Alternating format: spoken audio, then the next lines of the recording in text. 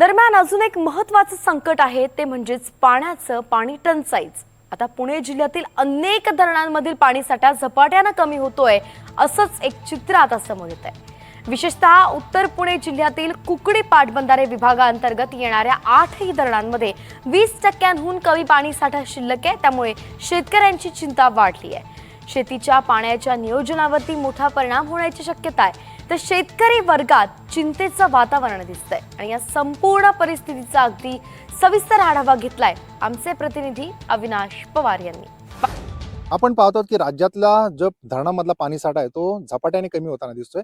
विशेषतः पुणे जिल्ह्यातली जी धरणं आहे त्यातला पाणीसाठा कमी असल्याचं निष्पन्न होताना दिसत आहे।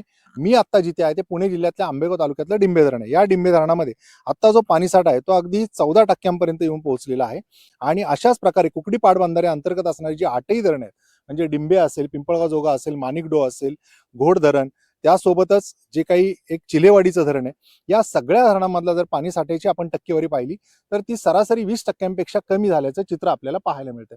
आता या डिंबे धरणातला जो पाणीसाठा आहे त्याच्यावर केवळ पुणेच नाही तर अगदी नगरपर्यंत शेती ही अवलंबून आहे। त्यासोबतच पिण्याच्या पाण्याच्या ज्या काही योजना आहेत त्या देखील याच धरणाच्या नदीवर अवलंबून असणाऱ्या जे स्रोत आहे तिथे आहे।